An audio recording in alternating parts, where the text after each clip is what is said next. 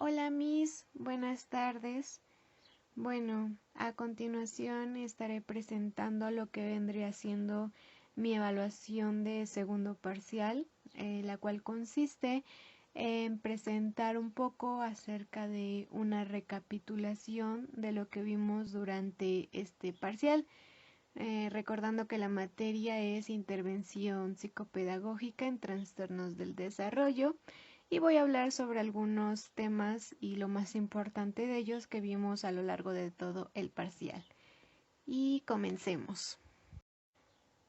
Y bueno, en este primer punto yo quiero hablar acerca de qué es el desarrollo humano, ya que a partir de esto partiremos hacia los demás temas, empezando por definir que el desarrollo humano es un paradigma que comprende la creación de un entorno en el que las personas puedan desarrollar su máximo potencial y llevar adelante una vida productiva y creativa. Todo esto de acuerdo con sus necesidades e intereses. Trata de la promoción del desarrollo potencial de las personas, del aumento de sus posibilidades y del disfrute de la libertad para vivir la vida que valoran. Ahora bien, una vez que tenemos la definición de lo que es desarrollo humano, daremos paso a hablar sobre qué son los trastornos del desarrollo. Y bueno, los trastornos de desarrollo o trastornos del neurodesarrollo son trastornos con una base neurológica que pueden afectar la adquisición, retención o aplicación de habilidades específicas o conjuntos de información. Estos trastornos consisten en alteraciones en la atención, la memoria, la percepción, el lenguaje, la resolución de problemas o la interacción social. Y estos trastornos pueden ser leves y fácilmente abordables con intervenciones conductuales y educativas.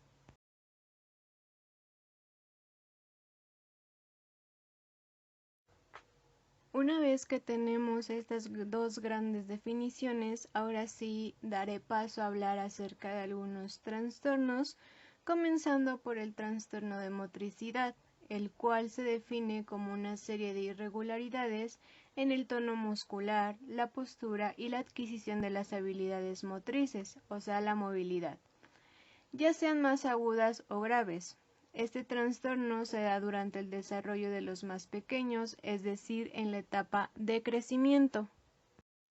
Y este trastorno de motricidad tiene los siguientes signos y síntomas, en los cuales el niño puede ser torpe en general, es lento para aprender a correr, a saltar y a subir escaleras.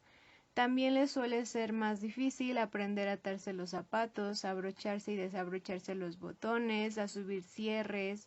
Le es difícil tirar y recoger pelotas. Por lo regular, cuando las lanzan, las mandan a otra dirección o ni siquiera las pueden lanzar. Son niños que se caracterizan por dejar caer las cosas. Son estos niños que pasan por algún sitio y pasan tirando todo, pasan desordenando todo. Por lo mismo tropiezan constantemente, entonces hay que tener un ambiente escombrado donde no haya algún obstáculo que al niño lo haga caer por esta razón de que tropiezan constantemente y chocan con ciertos obstáculos. Y no es algo que los niños hagan porque lo quieren hacer, ya que en ocasiones como padres o docentes viene la famosa palabra de no te das cuenta. Sin embargo, es que los niños no lo pueden controlar. Niños con este trastorno de verdad no lo pueden controlar. Pero bueno, como lo comenté al principio, todos estos trastornos o discapacidades son trabajables y a lo largo del parcial vimos algunas estrategias. Sin embargo, por mi parte igual me dediqué a buscar algunas estrategias y las que a mí más me gustaron y me llamaron la atención sería esta parte de ofrecer diversas experiencias de abordaje multisensorial o significación para los niños y niñas. Otra sería secuenciar las tareas en pequeños pasos, no darles instrucciones extremadamente largas porque o lo harán de mala manera o simplemente no lo harán. Entonces dar pequeñas tareas en pequeños pasos. Por otra parte, dar los apoyos necesarios, evitando la sobreprotección o exceso de ayuda, dejar que ellos hagan las cosas y si en algún caso te piden ayuda, es como se ofrece la ayuda. Sin embargo, no sobrepasar esta ayuda. Partir siempre desde lo más significativo para el niño o niña, ofrecer experiencias psicomotoras considerando las posibilidades motoras del niño o niña, la utilización de distintas texturas y material didáctico, como lo mencionábamos, los areneros, todas estas telas que tienen diferentes texturas y para esto pues existen los libros de textura y todos estos materiales didácticos que pueden apoyar. Y por último, la utilización de lápices, lapiceros, crayolas o lo que sea gruesos. Esto yo creo que es muy importante para trabajar con niños con trastorno de discapacidad motora.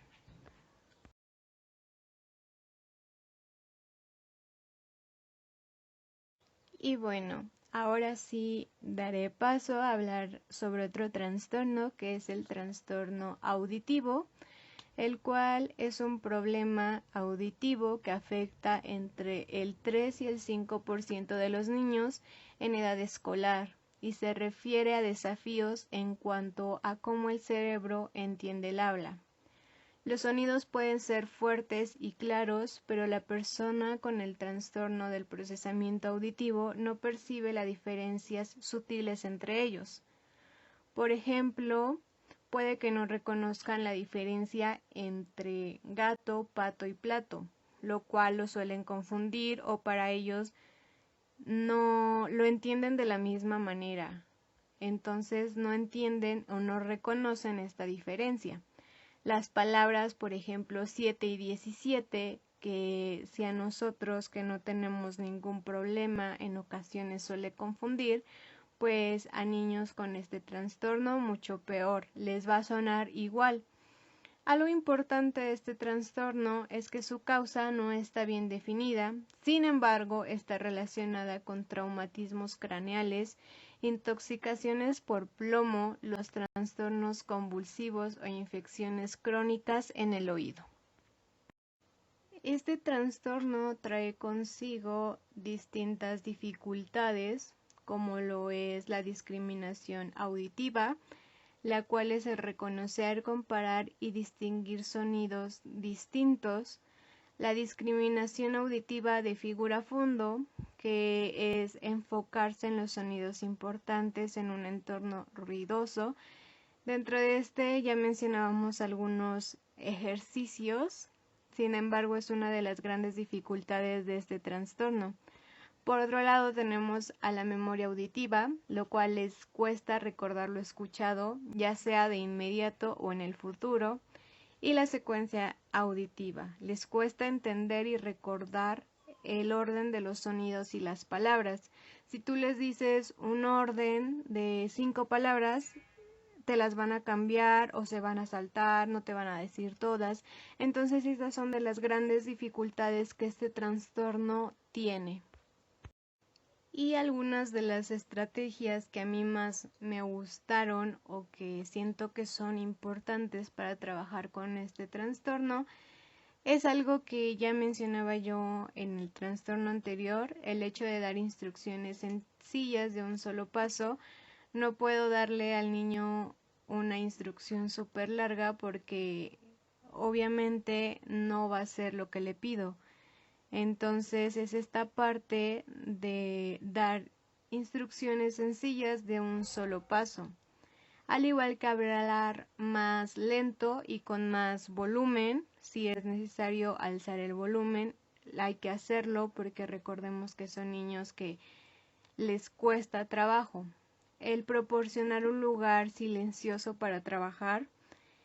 Esta estrategia específicamente suena un poco complicada ya que estamos trabajando con un grupo de niños que en ocasiones son ruidosos y en esta estrategia sí se requiere el apoyo de los padres de familia de los demás niños para que ellos como padres de familia les hagan entender a sus niños que tienen un compañero que necesita que guarden silencio para que él pueda aprender, pueda prestar atención, pueda sentirse a gusto en el ambiente escolar.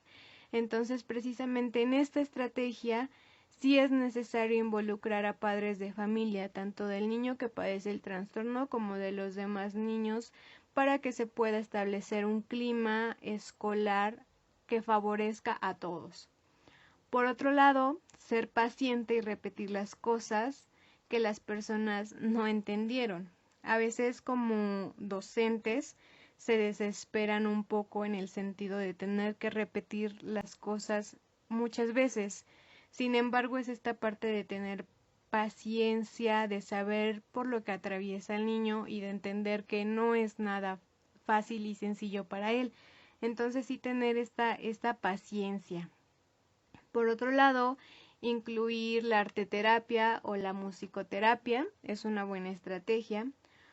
Como docentes, buscar lugares estratégicos y trabajar ejercicios de discriminación de sonido y memoria auditiva, algunos ejercicios de los que mencionamos durante el parcial, por ejemplo, estas canciones del Pollito Pío, donde empieza con el pollito, la gallina, pero tiene que ir repitiendo todos, y de discriminación de sonido, cuando pones un sonido, pero le pides al niño que se concentre en uno solo y lo identifique. Sin embargo, estas estrategias tienen que ser reforzadas por parte de los padres de familia, que no es necesario que esperen a que el docente o el especialista realice todo, sino que añadir una estimulación extra por parte de los padres de familia.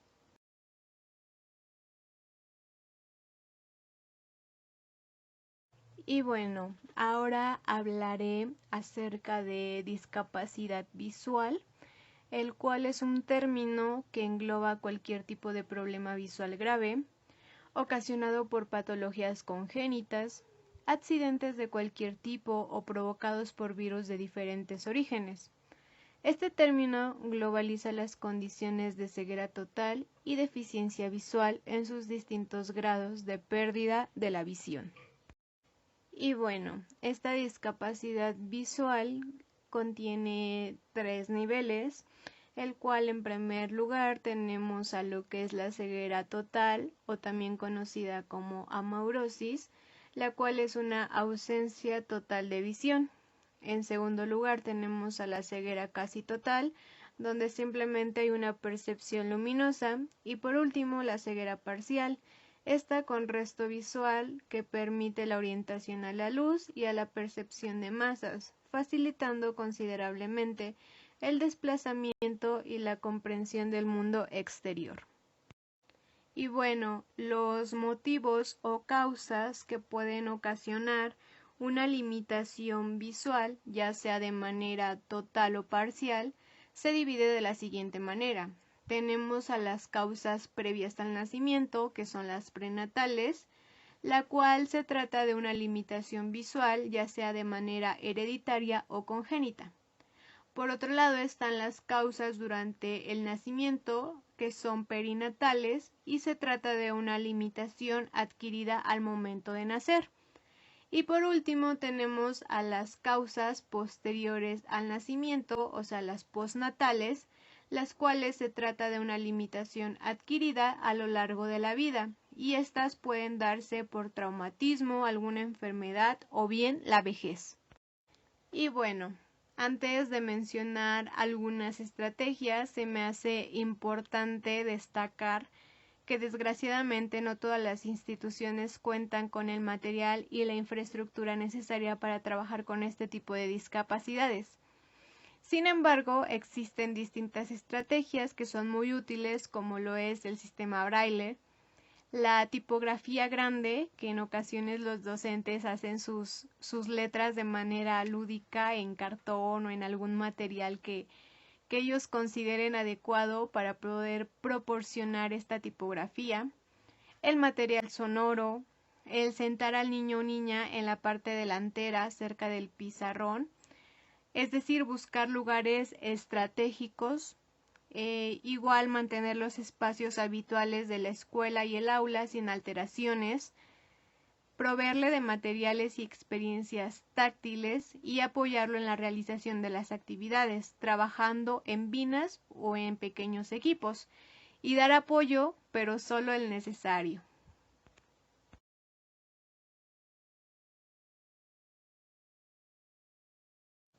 Y bueno, ahora daré paso a hablar sobre la discapacidad intelectual, la cual es un funcionamiento intelectual situado significativamente por debajo del promedio, que está presente ya sea desde el nacimiento o la primera infancia y que causa limitaciones para llevar a cabo las actividades normales de la vida diaria.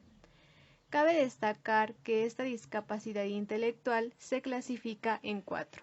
En primer lugar, tenemos la discapacidad intelectual leve, la cual se caracteriza por quienes la tienen, se sitúan entre el 50 y 70 de coeficiente intelectual, presentando un retraso cognitivo y una ligera afectación del campo sensorio-motor.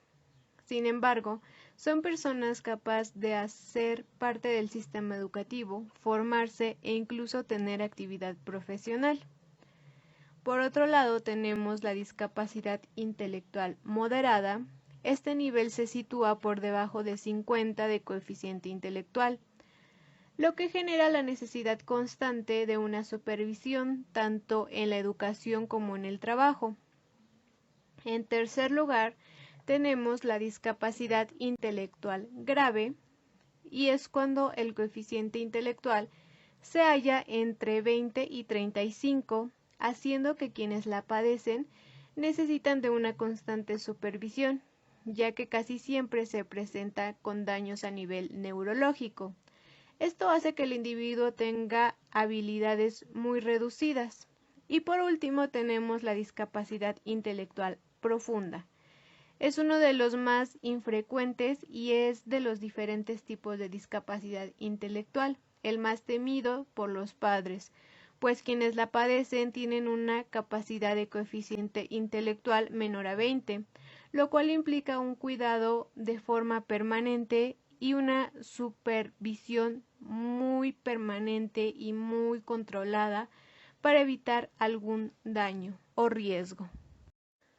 Algunas de las causas de la discapacidad intelectual pueden incluir infecciones, ya sea presentes al nacer o que ocurren después del nacimiento, anomalías cromosómicas como el síndrome de Down, ambientales, metabólicas, por ejemplo, niveles altos de bilirrubina en los bebés, nutricionales, por ejemplo, la desnutrición, tóxicas como exposición interuterina al alcohol, la cocaína, las anfetaminas u otras drogas y traumatismos, ya sea antes o después del nacimiento.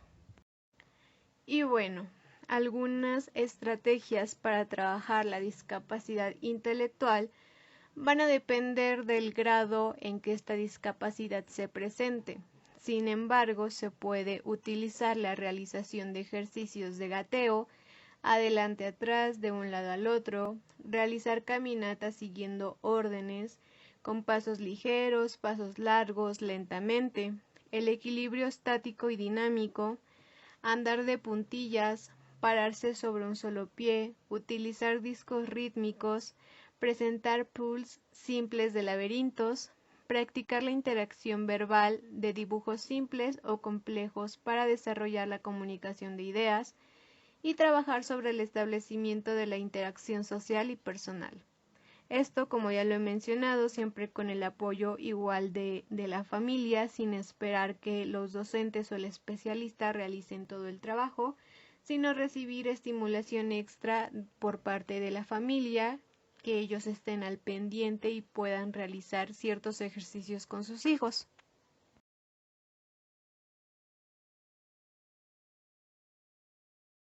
Y bueno, ahora sí, nuestro penúltimo tema es hablar sobre el trastorno por déficit de atención e hiperactividad, el TDAH.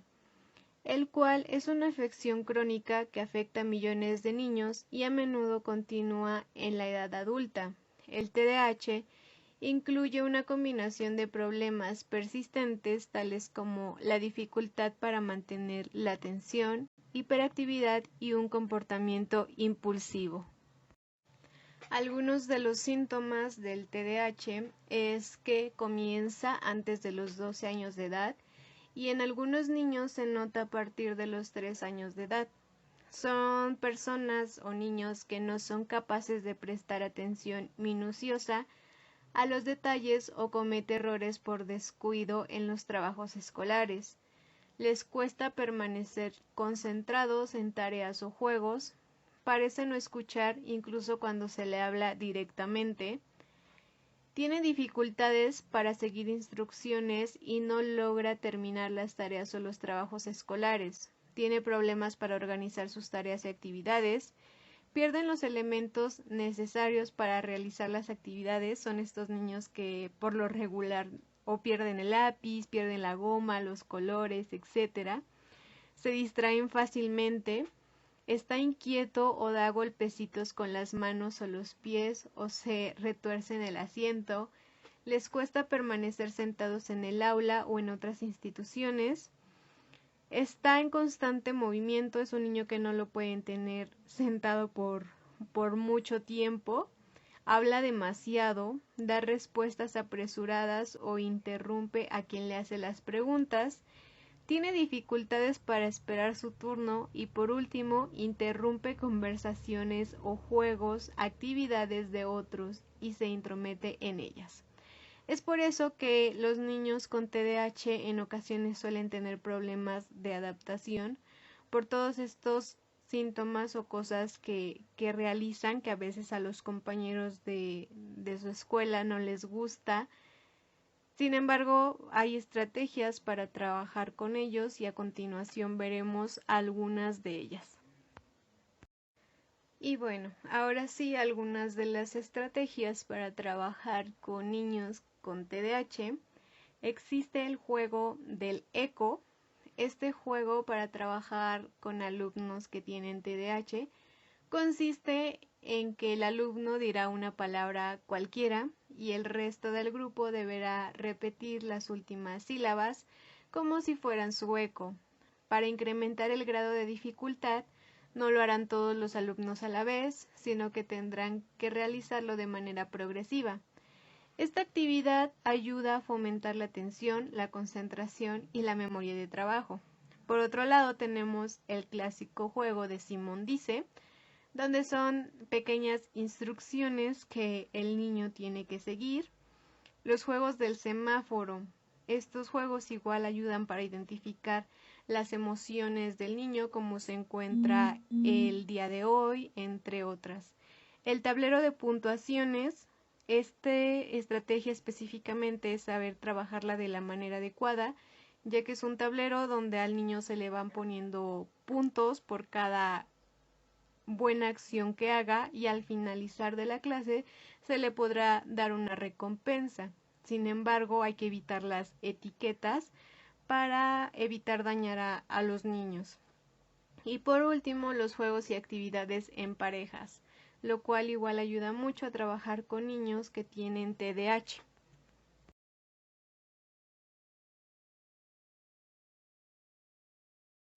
Y bueno, ahora sí, nuestro último tema a tratar es el trastorno del espectro autista, el cual es una afección relacionada con el desarrollo del cerebro que afecta la manera en la que una persona percibe y socializa con otras personas, lo que causa problemas en la interacción social y la comunicación.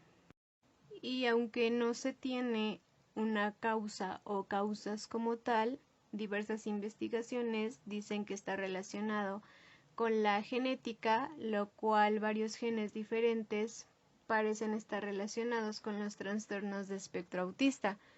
Para algunos niños, los trastornos del espectro autista pueden estar asociados con un trastorno genético, como el síndrome de Rett o el síndrome del cromosoma frágil.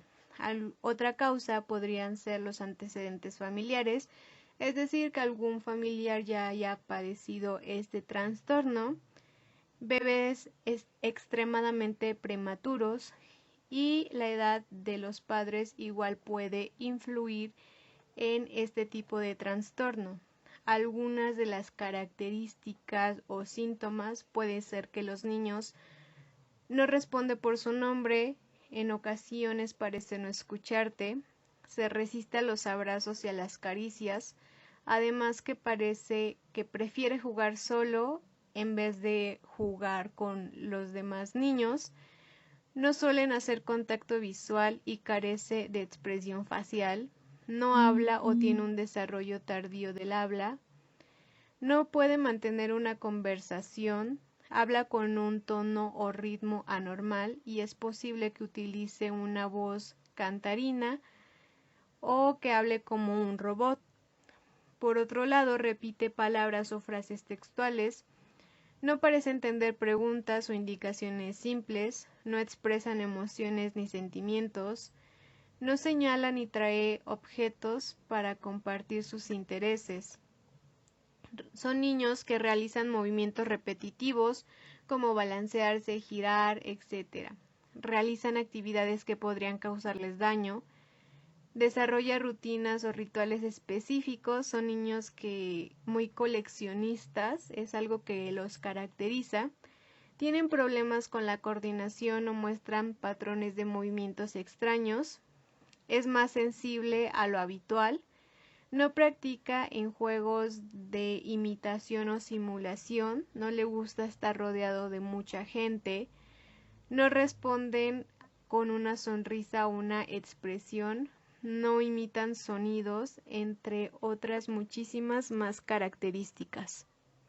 Y bueno, por último, algunas estrategias o consejos para trabajar con niños que tienen trastorno del espectro autista sería estructurar el ambiente. La estructura física de un lugar es la forma en cómo están distribuidos los espacios, muebles y materiales. Lo que el niño o niña ve en un lugar le informa o le sugiere la actividad a realizar, así como los materiales que puede y no puede utilizar.